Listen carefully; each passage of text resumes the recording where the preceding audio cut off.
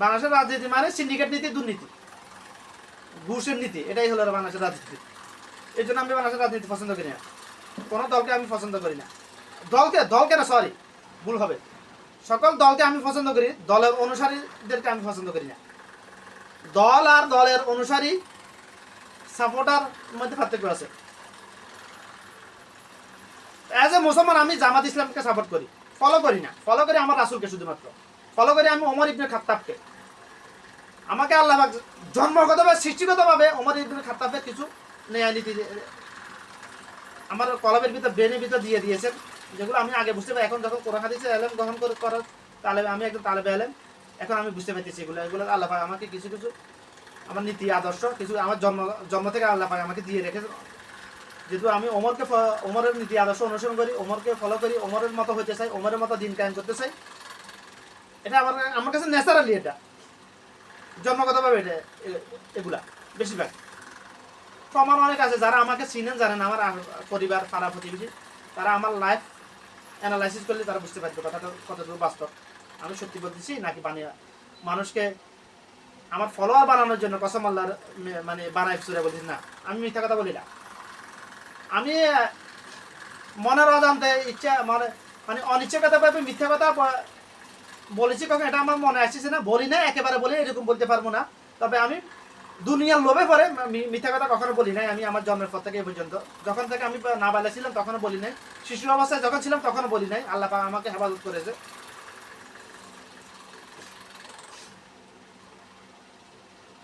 18 বছর পর্যন্ত আমি আমার মা বাবার সাথে একটা মিথ্যা কথা বলি নাই। আমার বয়স 18 বছর পর্যন্ত, জন্মের পর থেকে। এখনো আমি দুনিয়ার লোভে কখনো মিথ্যা কথা বলি না। আমি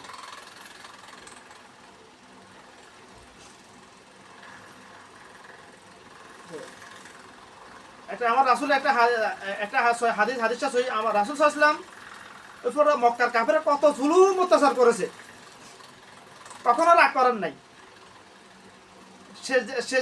সেজদায় গেছে, ওটার নাড়ি বুড়ি গর্দানের উপর ঢেলে দিয়েছে যাতে শ্বাস শুদ্ধ হয়ে মারা যায়।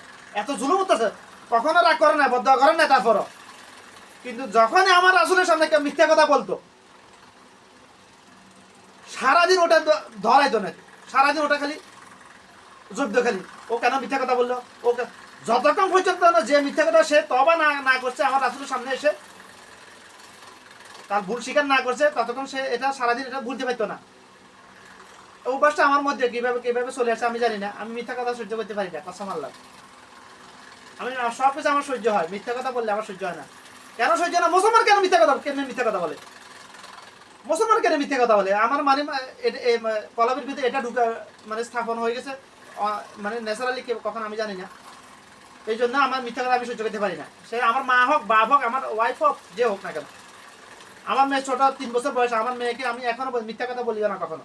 এখনো বুঝে না, এখনো মুখের ভাষা এখন ফুটে নাই পুরোপুরি। তো এখনো আমার ওয়াজ এগুলাই, মিথ্যা কথা বলবে না, মিথ্যা কথা বলিও না। ও কি এখনো মিথ্যা কথা কারো এটা জানে? মিথ্যা কথা যদি মিথ্যা কথা বলি না, ও রিপ্লাই করে তোতা পাখির মতো, মিথ্যা কথা বলিও না, এরকম। যেটা বলবেন ওটাই আপনাকে রিপ্লাই করবে আমার মেয়ে, আলহামদুলিল্লাহ। যেমনটা আমি আল্লাহ পাক কাছ থেকে চেয়েছি, তেমনই আল্লাহ পাক নমুনা দেখাইতেছে আমাকে। 2 দিনের মধ্যে আমি আলহামদুলিল্লাহ আমার মেয়েকে আমি কালিমা তৈয়্যিবা মুখস্থ করাইছি। আমার মেয়ে দুনিয়াতে আসার পরে যখন বুলি ফুটছে, বুলি ফুটা বলে আমাদের দেশে, মানে লোকাল ভাষায়, আমার মেয়ের প্রথম শব্দ ছিল আল্লাহ। এটা আমার নির্দেশ ছিল, আমার স্ত্রীকে আমার নির্দেশ ছিল, যখন আমার মেয়ের মুখ ফুটবে প্রথম শব্দ আমার আল্লাহকে চিনাইলা। আমাকে চিনানোর দরকার নেই, আমাকে তো এমনি চিনবে। বা আমাদের দেশের মানে কালচার হলো, শিশুরা যখন বুলি ফুটে তখন মানে মুরব্বীরা শিখায় দাদা, নানা, আব্বা, আব্বু বলো, আম্মু বলো, এটা শিখায় না। আমার নির্দেশ ছিল এগুলা না, এগুলা বলবে না, এগুলা অটোমেটিক সে শিখে যাবে, ন্যাচারালি আসবে। প্রথম যখন বলি তখন শিখে আমার আল্লাহ। তখন আমার মেয়ে যখন 1 বছর বয়স ছিল, 1 বছর আগে তো আর বুলি ফুটে না, 1 বছর থেকে 1-1.5 বছর বয়স, তখন আমার মেয়ে যখন এটা শিখে তখন আমার মেয়ে সবসময় বলতো আল্লাহ। এখনো বলে, উঠতে বসতে নিজে নিজে বলতো আল্লাহ আল্লাহ, মানে বসা থেকে উঠতেছে নিজে নিজে বলতে আল্লাহ, কে বলা লাগবে না, ওটা তার কলমের ভিতরে ঢুকে গেছে। আমরা যদি আমাদের সন্তানকে এভাবে যদি কলে দিলের ভিতরে ইমান ঢুকাইতে পারি, তাহলে আমাদের বৃদ্ধাশ্রমে যেতে হবে না ভাই, বৃদ্ধাশ্রমে যেতে হবে না। তো বৃদ্ধাশ্রমে যাওয়ার জন্য মা বাপ দায়ী। পৃথিবীর যত মা বাপ বৃদ্ধাশ্রমে আছে, মানে মুসলমান মা বাপ সবাই সবাই বৃদ্ধাশ্রমে যাওয়ার জন্য সবাই দায়ী। আপনার কর্মফল আপনাকে ভোগ করতে হবে ভাই।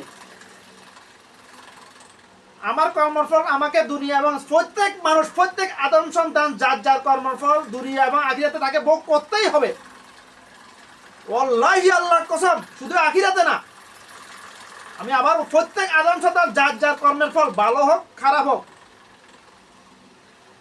দুনিয়া এবং আখিরাতে, আখিরাতে তো মরার পরে যাত্রা আপনি দেখবেন, দেখেন আমার দেখার দরকার নেই, দুনিয়াতে আপনাকে ভোগ করতেই হবে। যদি আপনি কারো উপর জুলুম করেন, আপনি তার উপর যতটুকু জুলুম করছেন তার কয়েক গুণ বেশি আপনাকে দুনিয়াতে ভোগ করতে হবে। আখিরাতে বাদ দিয়ে দিলাম, আখিরাতেরটা মরার পরে আপনারটা আপনার দেখেন কে ভাই, আমার দরকার নাই। আখিরাত নিয়ে এত ওয়াজ করা, প্র্যাকটিক্যাল আমি দেখাই দিচ্ছি, প্র্যাকটিক্যাল 3D ফুটেজ আমি আপনাদেরকে দেখাই দিচ্ছি। যে সকল মা বাপ যৌবনকালে সন্তানের উপর মানসিক অত্যাচার করে, বৃদ্ধকালে তাকে মানসিকভাবে জুলুম করে, বিভিন্ন দিক থেকে ভাবে ওদিকে গেলে ওদিকে, এটা মানসিকভাবে কীভাবে জুলুম অত্যাচার করে মা বাপ যৌবনকালে সন্তানদের উপর, এটা নিয়ে কথা বলতে গেলে অন্যদিকে চলে বললে মাতা ফিকিল্লা ইনশাল্লাহ অন্য আরেকদিন বলবো। তো যেটা বলতেছিলাম,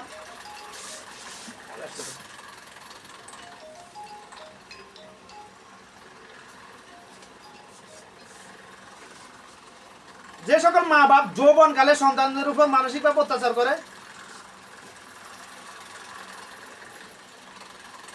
তারা বৃদ্ধকালে সে অত্যাচারের রিফ্লেকশন পাবে। কসম আল্লাহর, এতে বিন্দুমাত্র সন্দেহ নাই।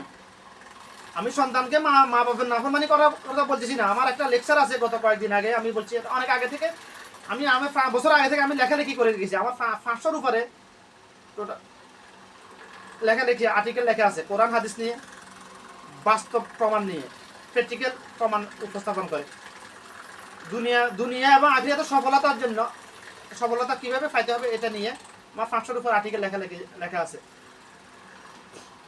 সবগুলো এক জায়গায় সংরক্ষণ নাই। তো যাই হোক, যেটা বলতেছিলাম,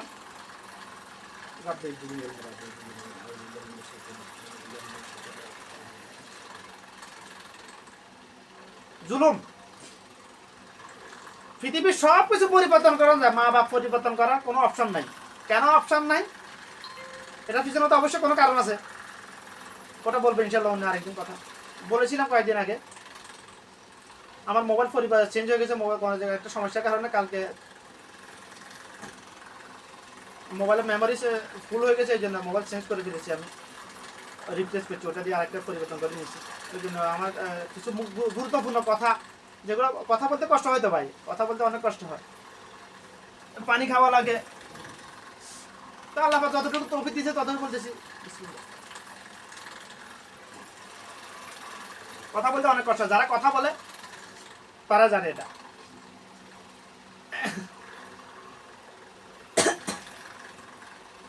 মা বাপ পৃথিবীর সব কিছু পরিবর্তন করা যায়। আপনার বয়স যদি 80 বছর হয়, আমি বলতেছি না পরিবর্তন করার জন্য পেরকাবাজি করবেন না কেউ, তখন আপনি আপনার স্ত্রী পরিবর্তন করে ফেলতে পারেন যদি আপনার স্ত্রী আপনার অবাধ্য হয়। তবে স্ত্রী পরিবর্তন করা এটা আমার আল্লাহর পছন্দ না।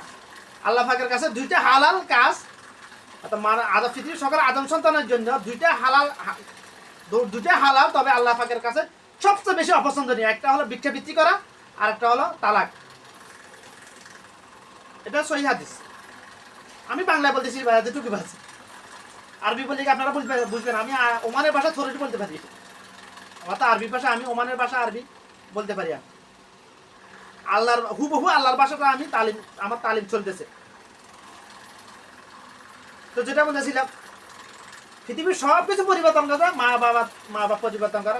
যদি মা বাপ কাফেরও হয়, আপনি যদি হিন্দুর ঘরে জন্মগ্রহণ করেন, যদি খ্রিস্টানের ঘরে যদি আপনি ইসলাম ধর্ম গ্রহণ করেন, আপনার জন্য নির্দেশনা, আপনি তাদের সাথে বসবাস করতে পারবেন না, তবে তাদেরকে ছাড়তে পারবেন না। তাদের সাথে বসবাস করা আপনার যে অনুচিত উত্তম, বসবাস না করাটা উত্তম, তবে নিষেধ নাই। তাদের সাথে একে পরিবারে একই সাথে খাবার খেতে পারবেন, আপনার মা বাপ হোক। যদি মা বেশ্যা হয়, সে আপনার জন্য মা, সে আপনার জন্য মা, অন্য কোনো কথা নাই এখানে, ওয়াজ নাই। আর কিভাবে বুঝাবো ভাই? সে যদি মা বাপ কাফের হয়, আপনার মা বাপ তারা আল্লাহর নির্দেশ পৃথিবীর সকল আদম সন্তানের জন্য, জমিনে আল্লাহর পরে মা বাবা স্থান একজন আদম সন্তানের জন্য। সেজদা নিয়ে 3টে হাদিস আছে। কালা রাসূলুল্লাহ সাল্লাল্লাহু আলাইহি ওয়াসাল্লাম, রাসূল সাল্লাল্লাহু আলাইহি ওয়াসাল্লাম বলেছেন, যদি আল্লাহ ছাড়া কাউকে সেজদা করা জায়েজ থাকতো, তাহলে পৃথিবীর সকল আদম সন্তানকে আল্লাহ পাক নিজে দিত আমাকে সেজদা করার জন্য। আমার রাসূল নিজের কথা বলছেন। আরেকটা হাদিস, যদি আল্লাহ ছাড়া কাউকে সেজদা করা জায়েজ থাকতো, বিধান থাকতো আল্লাহ পাকের পক্ষ থেকে, তাহলে আল্লাহ পাকের নির্দেশ থাকতো পৃথিবীর সকল আদম সন্তান যেন তার মা বাপকে সেজদা দেয়। আল্লাহ ছাড়া তো এই কপাল কারো কাছে মাথা নত করতে পারবে না, সেজদা দেওয়া জায়েজ নাই, হারাম, ইমান চলে যাবে। সেহেতু এটা আল্লাহ পাক নিজের দেন নাই। তাহলে মা বাবার স্থান একজন সন্তানের জন্য কোথায়? তাহলে এটা বুঝতে পেরেছেন আশা করি। মা বাপ ইহুদি নাসারা না, মা বাপ যদি বেশ্যাও হয়, আপনি যদি নাউজুবিল্লাহ, এটা বলতেছি না কাউকে ছোট করে যান, যদি যার সন্তানও হয়ে থাকেন, আপনি তো আদম সন্তান, আপনার তো দোষ নাই।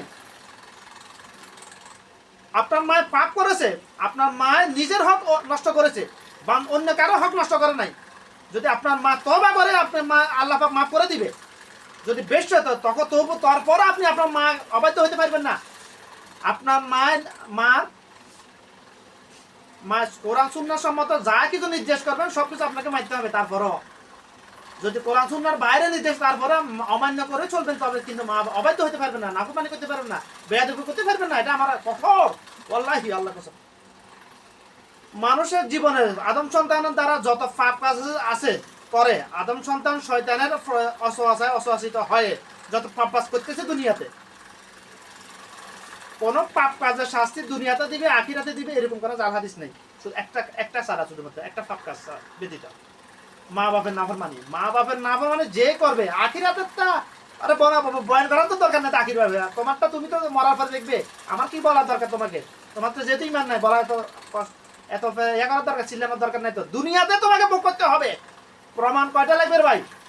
যে মা বাবার নাফরমানি করবে আর আল্লাহর নির্দেশ অমান্য করে, তাকে দুনিয়াতে শাস্তি ভোগ করার আগ পর্যন্ত তার মৃত্যু হবে না।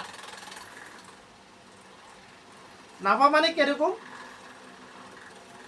বিবাহের পরে বেশিরভাগ সন্তান মা বাবার নাফরমানি করে, মা বাবার কিছু জাহেলিয়াতের কারণে। ওই যে আগে বলছি, যৌবনকালে যে মা বাপ সন্তানের উপর অত্যাচার করে, জুলুম করে, বৃদ্ধকালে সে মা বাপ সে জুলুমের রিফ্লেকশন পাবেই পাবে, ফলাফল পাবে, তাকে ভোগ করতেই হবে মা বাপকে। কিন্তু সন্তানদের জন্য নির্দেশ,